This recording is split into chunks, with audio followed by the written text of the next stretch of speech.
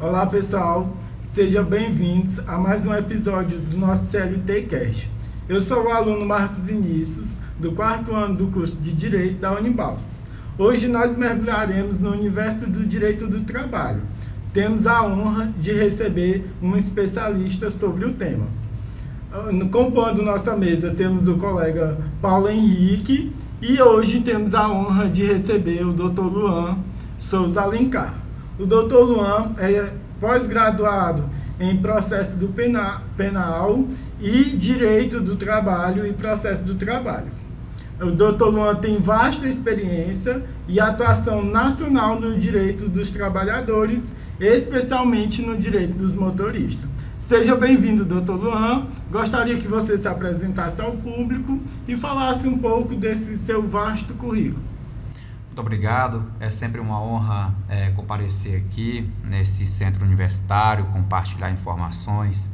O mundo acadêmico, ele sempre traz um impacto na sociedade no qual está inserido muito importante e é sempre uma honra compartilhar aqui aquilo que nós estamos aí defendendo nos tribunais, aí na defesa dos trabalhadores, atuando aí no TRT de várias regiões no Brasil, e acredito que será um aprendizado para todos nós hoje aqui nessa tarde.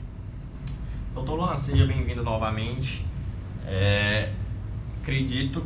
Agradeço muito pela sua disponibilidade para conosco aqui nesse podcast, para tratarmos de um assunto que tem sua relevância na sociedade brasileira, né? Qual seja o direito dos motoristas. É evidente que esse setor de transporte, eu me arrisco a dizer que ele é a espinha dorsal da nossa economia aqui no Brasil, né? E os motoristas, eles desempenham um papel fundamental nesse contexto. São eles que farão e fazem a entrega de bens e produtos e serviços nas mais diversas regiões do nosso país. No entanto, doutor, eu quero entrar nesse ponto que, em decorrência dessa importantíssima função que eles exercem, infelizmente, eles se encontram em condições desafiadoras para exercer de forma plena e digna a função que lhe é atribuída. Por exemplo, tem a questão da jornada excessiva de trabalho, né? Os empregadores, eles impõem ali ao motorista prazos e metas que devem ser estabelecidas, e por isso eles acabam atropelando o que a legislação determina em relação a isso. E é nesse ponto que eu quero iniciar a nossa conversa, né? Gostaria que você dissesse para a gente qual a lei que regulamenta o direito dos motoristas e como é que ela aborda essa questão da jornada de trabalho desses profissionais, e se existem ali limites específicos que tratam da segurança e do bem-estar desses profissionais. Vamos lá. A profissão dos motoristas, ela tem uma regulamentação específica. O artigo 235D da CLT, ele regulamenta esta profissão, e como mencionado por você, realmente é a espinha dorsal da economia e do transporte no Brasil. Juscelino Kubitschek, ele fez uma escolha pela malha rodoviária, e tudo que nós temos ao nosso redor, nessa sala aqui, por exemplo, tudo já passou aí por um motorista. Então, eles exercem uma função de suma importância no desenvolvimento da economia do país. Entretanto, infelizmente, os seus direitos muitas vezes não são respeitados, e a legislação ela não vem sendo cumprida de forma fidedigna pelas empresas.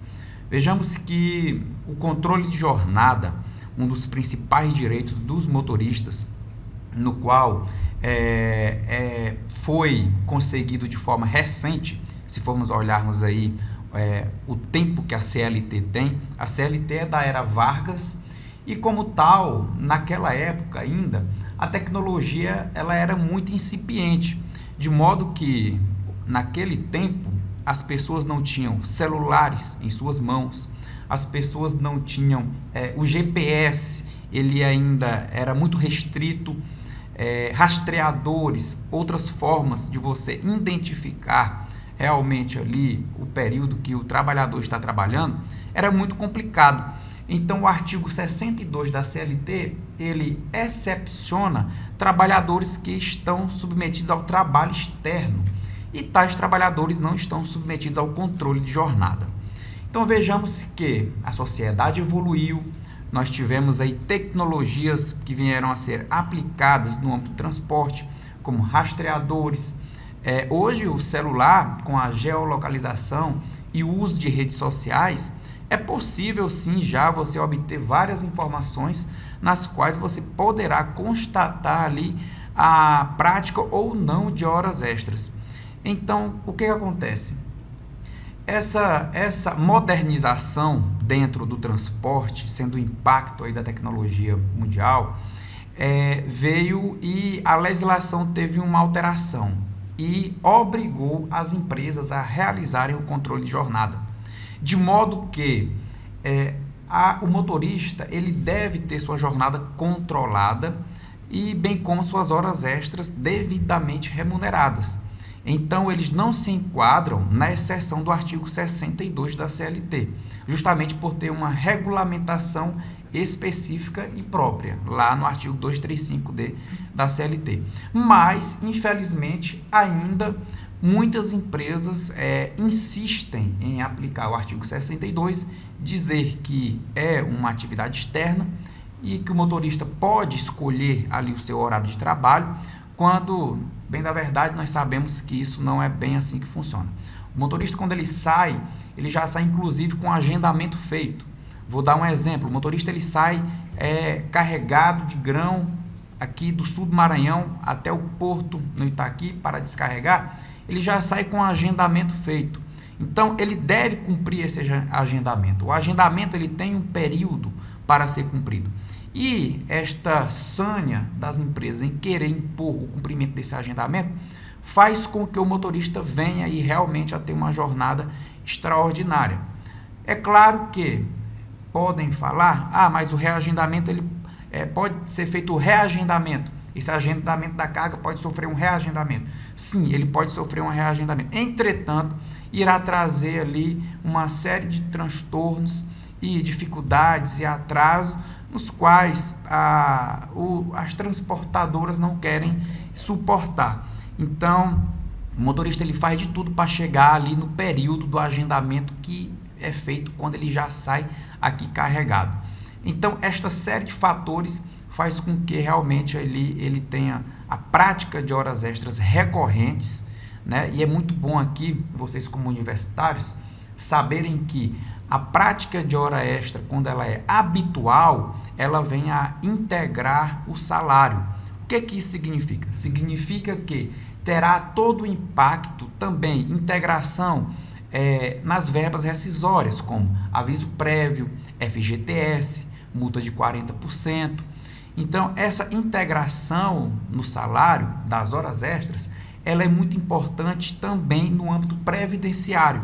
Por quê?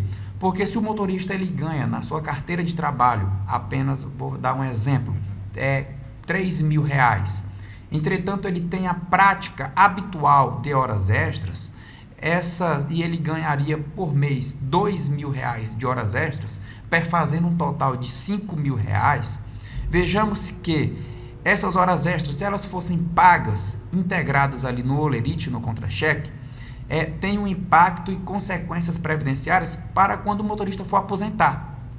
Então, é um dano muito grande o motorista que ele infelizmente não recorre à justiça, porque quando ele vai se aposentar, é feito um cálculo apenas com base naquele salário ali da carteira, porque suas horas extras não eram integradas. Então, vejamos que o dano ele é muito nefasto na vida do profissional. Ele perpassa o âmbito trabalhista, chega no âmbito previdenciário e realmente causa aí, é altamente deletério a prática do não pagamento das horas extras. Doutor Luan, pegando um pouco um gancho dessa sua fala quanto a horas extras, ao salário do motorista, A gente gostaria de saber como a legislação trabalhista brasileira ela aborda a questão do salário do motorista. Existe lei específica regulamentando isso ou vai conforme a norma de cada empresa, a jornada de trabalho do motorista em si? Ou existe um mínimo ali que ele pode ganhar? Não pode ser mínimo de tanto? Ou é conforme o regulamento da empresa? Muito pertinente a sua pergunta a respeito da remuneração desse profissional. Ela é composta por o salário, nós chamamos de salário base, e temos a prática também do pagamento de comissões. Então, você tem ali o salário base, né, o mínimo que o motorista deve receber. Esse mínimo, sim, ele é regulamentado pelas convenções coletivas de trabalho. Então, ali cada sindicato vai ter sua convenção, ali cada estado tem a sua convenção e ele tem um piso mínimo no qual o motorista deve ser remunerado. Então, tem uma variedade muito grande. Aqui no Maranhão pode ser um valor, no Piauí pode ser outro valor. Então, deve-se observar aí as convenções coletivas. E esse salário base, ele também é somado, caso a empresa tenha essa opção, essa forma de remuneração, também do pagamento das comissões, então tem também ali essa remuneração é formada por salário base e comissão. Tem empresas que remuneram apenas o salário, pagam um salário um pouco maior do que a média e tem apenas esse salário. Outras empresas, elas pagam o salário e pagam mais um percentual, por exemplo, 5%, 6%, 4% do valor de cada frete realizado ali. Então, e tem também outras empresas que, de modo à margem da legislação, pagam apenas comissão pura, por fora, né? Não integra ali o holerite, o salário, ali o contra-cheque, e paga totalmente por fora ali comissão pura. Essa é uma prática realmente ilegal e, como já mencionado, vai trazer uma série de danos ao profissional, porque quando ele for se aposentar, esse período dessas comissões que não foram integradas ao seu salário, que não foram pagas, elas não irão contabilizar para o cálculo do valor da sua aposentadoria. E no momento em que o motorista mais vai precisar, que é ali quando ele vai aposentar, e sabemos que devido à dinâmica do trabalho, o motorista quando ele vai se aposentar, muito geralmente tem problema de saúde, né? Tem problema de saúde, então ali ele vai precisar de um amparo maior, de um respaldo, e é quando se descobre que no seu período de trabalho ali, durante a sua vida, ele estava sendo lesado e se não correr ali até o Poder Judiciário, bater na porta do Poder Judiciário para ter os seus direitos resguardados, realmente será aí uma catástrofe jurídica na sua vida. Fora que eles têm um prazo também, não tem? Tem um prazo. Tem um prazo. Qual é esse prazo para ele ser corrido? O prazo é de 2 anos, via de regra geral, é de 2 anos contados ali do final do contrato de trabalho. Ele pode pleitear os seus direitos retornando até 5 anos para trás ali no tempo. Então, vou dar aqui um exemplo. O motorista, ele saiu da empresa em agosto de 2022. Ele terá até agosto de 2024 para propor essa demanda. Entretanto, é muito importante observar o quê? Só retroage 5 anos para trás. Então, se o motorista trabalhou na empresa, um exemplo, 10 anos, e ele demora 2 anos para entrar na justiça, para propor a reclamação trabalhista na justiça, ele vai ter um dano ali sobre os 5 anos que retroage. Por quê? Porque é 2 anos para propor a demanda, mas ela só retroage 5 anos para trás. Então, às vezes, você pega casos, por exemplo, de pessoas que trabalharam 10, 15 anos em uma empresa, não teve o recolhimento de FGTS, não teve ali devidamente suas horas extras quitadas e realmente você só consegue cobrar os últimos 5 anos. Então, a pessoa tem todo um dano ali do seu FGTS, muito grande. Então, é sempre muito importante os trabalhadores ficarem atentos. Se você trabalha em uma empresa já há mais de 5 anos, verifique, se informe com um profissional realmente especialista da área para você se orientar se os seus direitos estão sendo resguardados. Porque o que passou de 5 anos não há mais como cobrar na justiça. É bem verdade que o direito ele só socorre aqueles que procuram, né? As pessoas que ficam inertes, infelizmente, acabam sendo prejudicadas. Doutor, contextualizando essa sua fala, a gente pode entender também que na maioria dos casos o motorista, esse profissional, ele vai ter que recorrer ao Poder Judiciário para ter ali seus direitos garantidos. Eu gostaria de saber como a Justiça do Trabalho ela tem interpretado e aplicado a legislação relacionada ao direito dos motoristas. Nesse conflito que existe entre empregador e empregado, como a forma de interpretação e aplicação? É mais no sentido jurisprudencial ou é mais letra da lei? Como o aplicador do direito aplica essa legislação? Vamos lá. Realmente muito interessante pontuar esse aspecto do direito do trabalho. Hoje, no Brasil, na prática, temos que a mesma CLT que você estuda aqui no Maranhão é a mesma CLT que um estudante de São Paulo também estuda. O direito do trabalho aplicado, em tese, de forma legal, no Rio Grande do Sul, é o mesmo direito do trabalho aplicado no Pará. Aquilo que se aplica lá em Porto Alegre também se aplica em Belém. Isso na letra fria da lei. Na prática, temos que cada estado, cada tribunal, praticamente tem a sua CLT. O direito do trabalho ele tem uma característica muito jurisprudencial, uma característica muito sumular. Então, hoje, nós temos o seguinte, cada estado ele vem a formar ali a sua jurisprudência e o seu entendimento, e vem a recepcionar e interpretar a legislação de forma diferenciada. Então, é muito importante que o profissional ele conheça como que está sendo aplicada a interpretação a determinado ramo do direito, a determinado direito do profissional trabalhador ali no seu estado, na sua cidade.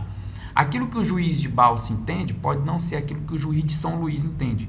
Aquilo que o juiz de Teresina entende não é aquilo que o juiz de Belém entende. Então, nós temos aí uma gama muito diversificada de entendimentos dos juízes, dos desembargadores, e o advogado tem que estar atento como que o desembargador, como que o tribunal julga determinado direito. Vou dar aqui um exemplo, por exemplo, o adicional de periculosidade oriundo ali dos caminhões possuírem 2 tanques. Nós temos que, no estado do Maranhão, hoje, atualmente, tem um entendimento de que não há esse direito, não tem direito.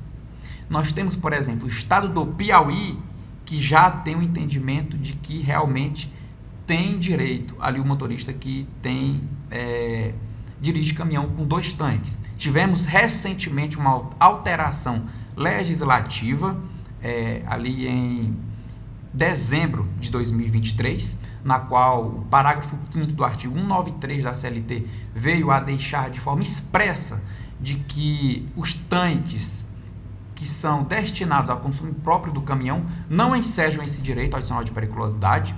Entretanto, nós teremos agora discussões a respeito da aplicação no tempo desta norma, uma vez que a nova lei ela se aplica com efeitos ex nunc, dali em diante, então ela não deve retroagir, e teremos aí aplicações de teses e veremos como que o tribunal vai recepcionar essas teses, né? Se ele vai aplicar ali, olha, se o contrato de trabalho se iniciou antes da vigência da lei, vai se aplicar o entendimento anterior.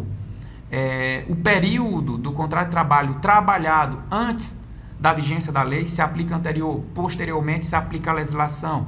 Então, nós teremos aí uma discussão processual a respeito de aplicação da lei no tempo. Então, vejamos que a divergência jurisprudencial ela é muito vasta e muito profunda no Brasil no que tange ao direito do trabalho.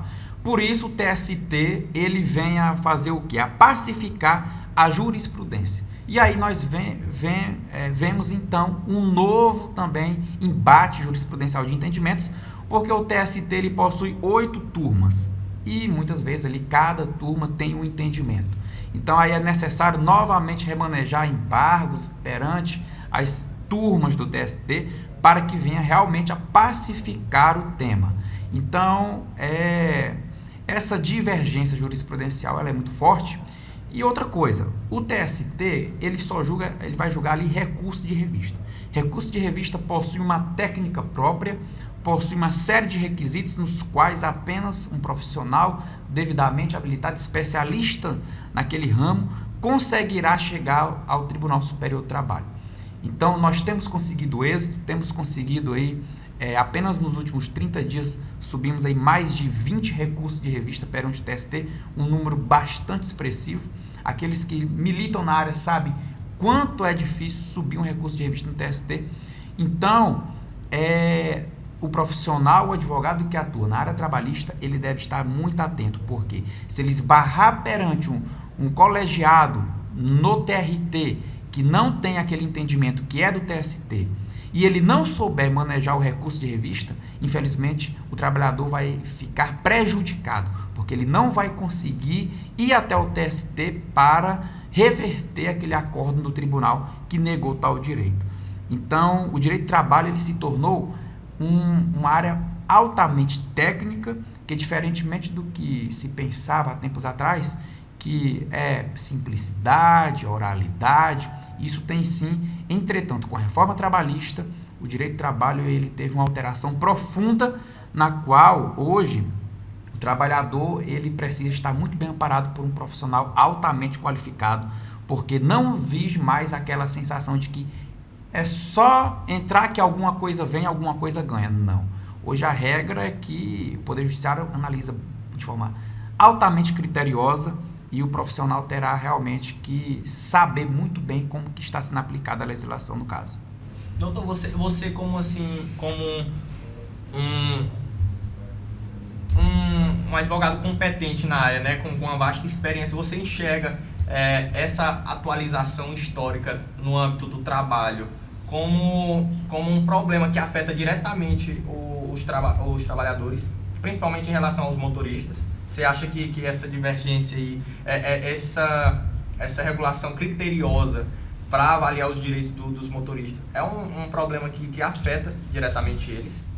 Isso, realmente afeta, porque nós temos que uma categoria na qual muitas vezes os valores que estão envolvidos em tais processos não são valores pequenos.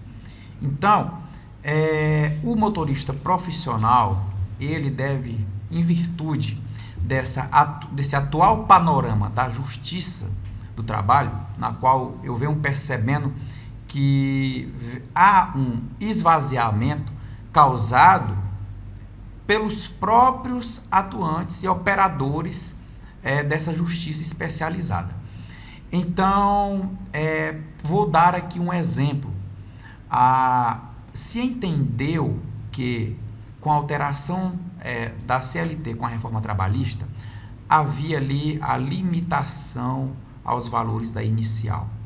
Isso impôs ao trabalhador o quê? Que ele, na apresentação da sua petição inicial, ele já apresentasse cálculos de liquidação. Mas vejamos que os cálculos de processos nos quais envolvem essas cifras, eles são altamente complexos, porque tem vários reflexos. Então, e tem um sistema próprio, que é o PJE Cálculo. Esse sistema, no qual possui uma série de critérios técnicos próprios, ele faz com que os advogados que não militam na área ali da Justiça do Trabalho não conheçam esse sistema e de que não tenham ali o entendimento e a prática necessária para já apresentar ali o valor devido. Então, isso fez isso causou um dano muito grande aos trabalhadores, porque o trabalhador, ele, ao propor uma demanda, já era obrigado a ir ali a um ato altamente técnico, no qual muitas vezes o advogado não tinha. E o TST, claro, veio recentemente a pacificar que não há ali o limite atribuído à petição, que ele é um limite meramente estimativo. Entretanto, o dano foi feito aí durante 2017 e até agora a pacificação que aconteceu de forma muito recente, o dano aí durante todos esses anos foi causado a pessoas que ganharam valores que seriam bem maiores, entretanto tiveram o decote a respeito da limitação, em virtude do advogado não ter o conhecimento ali. Então, inclusive, é muito importante saber que o próprio advogado também responde civilmente por esse dano perante o trabalhador, né? Agora fica a pergunta, muitas vezes nem o próprio advogado sabe que sofreu aquele dano, quanto menos o trabalhador, e como que vai se, né, chegar ali a esse impasse.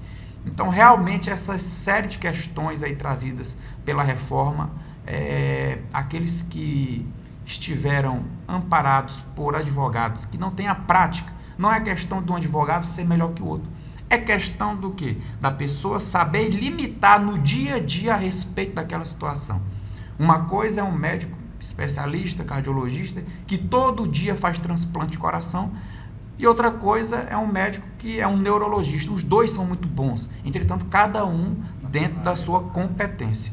Então, se você pegar um neurologista, um médico que estudou muitos anos e tudo, mas ele for fazer um transplante de coração, o risco de ter um problema é muito grande. Acredito que, na verdade, nem pode.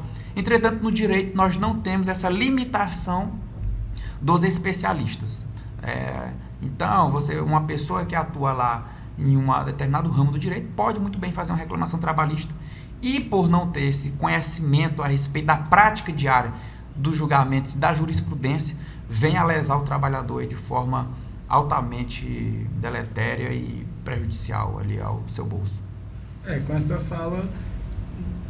essa sua fala, deixa claro que se você tem um problema trabalhista, você como pessoa ali que se submete ao regime CLT, tem que procurar um especialista da área, né? Porque caso ao contrário, conforme as palavras do doutor, você sairá prejudicado.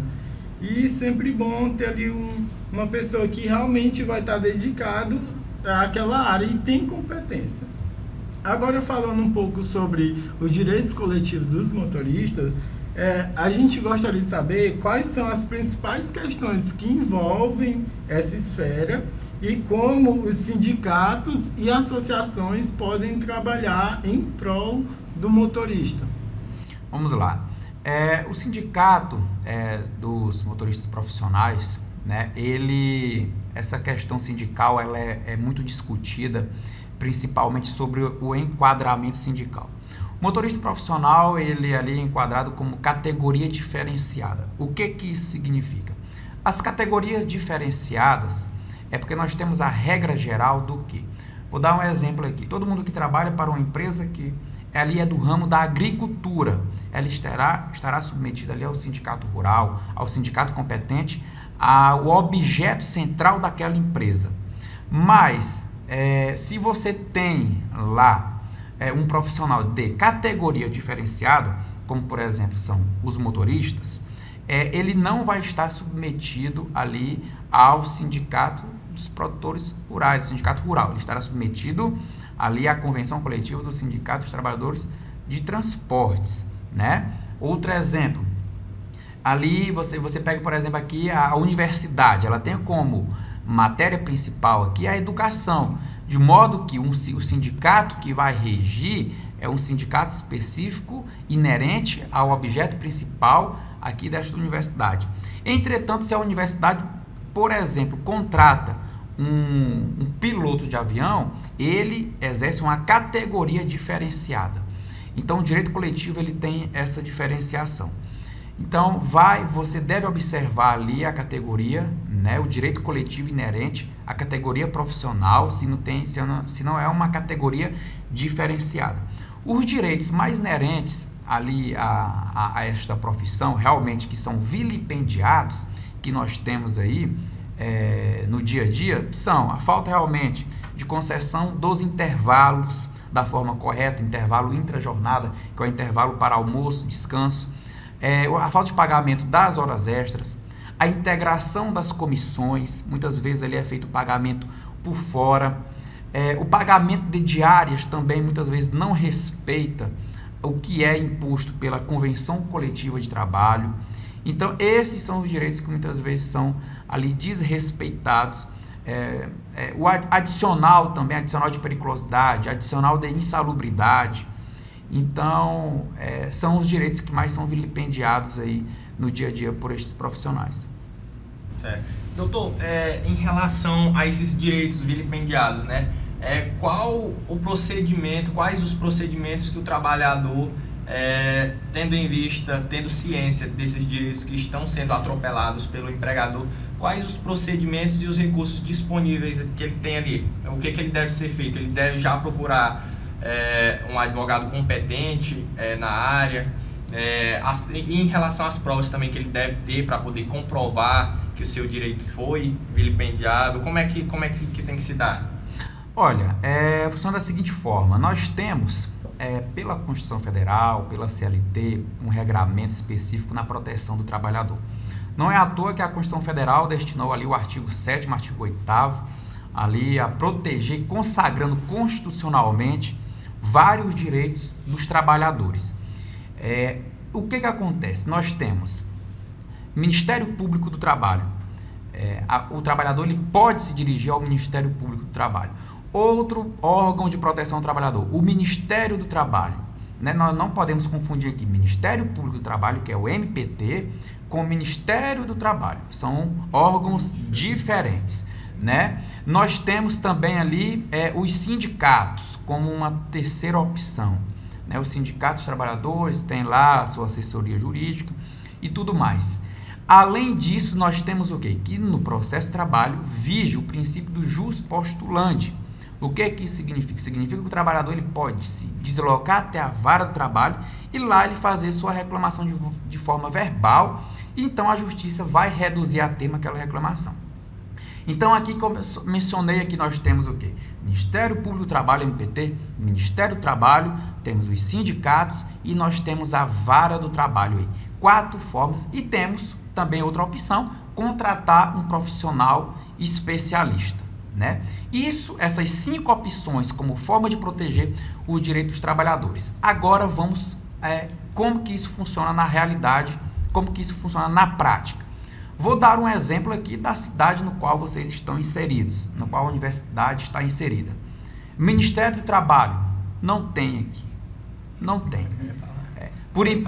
Por incrível que pareça, agora porque a carteira de trabalho está digital, mas houve o fechamento do Ministério do Trabalho aqui, a última pessoa que tinha concursado se aposentou, fechou o Ministério do Trabalho, e a pessoa, se quisesse tirar sua carteira de trabalho, tinha que se deslocar até a Carolina, uma cidade que fica aqui, acredito, em torno de 160 quilômetros, e bem menor do que Balsas. Então, assim, já fica a gente se questionando, por que Carolina tem, Balsas não tem?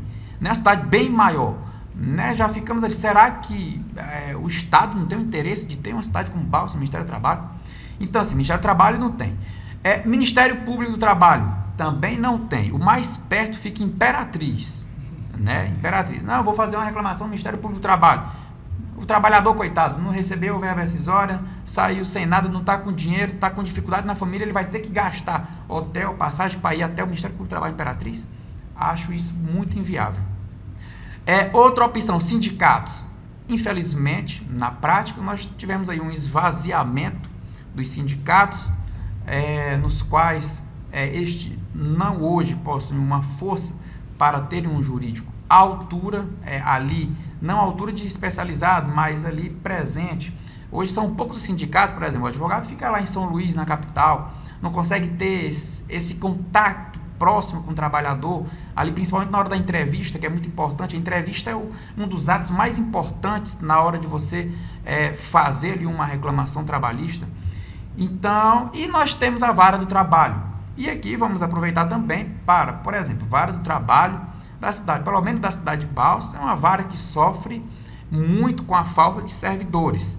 Não há servidores suficientes,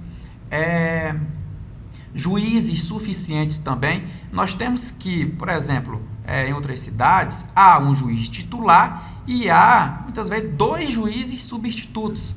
Aqui na vara do trabalho de Balsas, nós temos apenas um juiz respondendo por uma área muito ampla, que aqui não é regional, não é apenas a cidade de Balsas. Então, a pessoa, o que acontece? Nós temos uma vara do trabalho que está com dificuldade, que o Estado não lhe oportuniza uma estrutura de pessoas, né, ali suficientes, e também um quadro técnico que venha suportar de maneira mais eficiente. Não é problema do servidor, não estou aqui dizendo que o servidor A, o servidor B, que o juiz não faz um trabalho, muito pelo contrário, se encontram altamente sobrecarregados. Isso é um problema estatal de interesse público que, infelizmente, o tribunal não tem olhado aí para a situação aqui desta comarca. Então, nós vemos que vários trabalhos se encontram dificuldades, Ministério Público do Trabalho não tem, Ministério do Trabalho não tem, e temos aí que o cidadão, o trabalhador, pode recorrer ao advogado particular. E ainda eu alerto, como profissional, não posso ser aqui corporativista. É muito bom que se conheça o precedente, que você conheça o histórico daquele profissional, porque infelizmente nós também já tivemos aqui casos em que inclusive advogados agiram de forma antiética, de forma ilegal, situações que foram devidamente apuradas e que trazem um olhar com muito cuidado para que o trabalhador ele tenha um cuidado ali, uma análise muito criteriosa do profissional que ele contrata.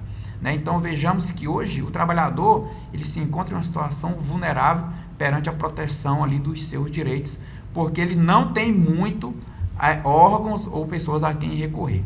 Entretanto, nós temos sim vários profissionais altamente qualificados, vários profissionais éticos, vários profissionais que agem dentro da legalidade, e você deve observar muito bem o trabalhador ali, quem que você contrata. Que nós não podemos ser levianos e dizer e indicar é só advogado A, só advogado B. Não, temos várias pessoas altamente profissionais aí no mercado e que você vai poder fazer uma análise e escolher um profissional ali. Mas realmente em termos de órgãos de proteção do trabalhador, esta comarca ela está, vamos falar assim, largada às traças. MPT não tem, Ministério do Trabalho não tem, e como falei, a vara do trabalho enfrenta essas dificuldades aí com falta de pessoal. Então, e isso é um reflexo e não é algo apenas desta vara, desta comarca. Isso acontece em várias comarcas do Brasil. Então, realmente, não é algo fácil. Temos aí uma crise que se aproxima. Em tempos de crise, nós temos que o direito do trabalho, muito mais ainda, há uma dificuldade das empresas de cumprirem o pagamento ali dos direitos dos trabalhadores. E logo, em uma época tão complexa, tão difícil, nós temos aí um desamparo ao trabalhador de uma forma muito latente. Muito bem. Chegamos ao fim de mais um episódio do nosso CLT Cast. Eu gostaria de agradecer aqui ao Dr. Luan. Eu que agradeço e estou sempre à disposição. A gente fica honrado em recebê-lo aqui. Eu acredito muito que foi uma conversa esclarecedora, que qualquer pessoa consiga entender. Nós deixaremos as redes sociais do Dr. Luan no vídeo. Caso você, trabalhador, que acha que tem algum direito que está sendo violado, procure um profissional especialista na área. E caso queira obter mais informações, pode procurar o Dr. Luan, que ele vai estar lhe orientando. Eu agradeço a presença do colega Paulo também. Muito obrigado, Dr. Luan.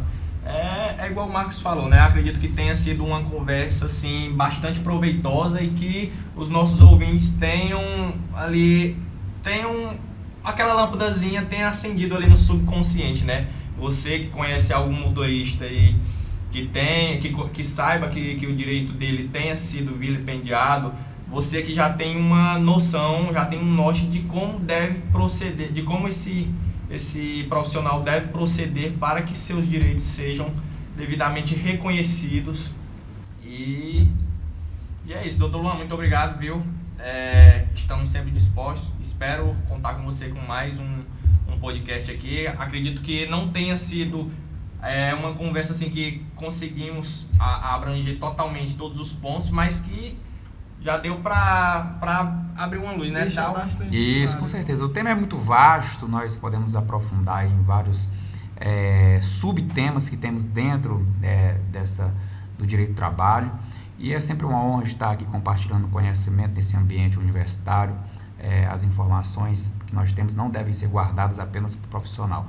Informação ela deve ser feita realmente para transbordar na sociedade. Se nós não impactarmos de forma positiva a sociedade na qual estamos inseridas, para nada adianta o desenvolvimento, o estudo acadêmico. Então é isso, pessoal. Até mais. Muito obrigado. Até o próximo episódio do CLT Cast.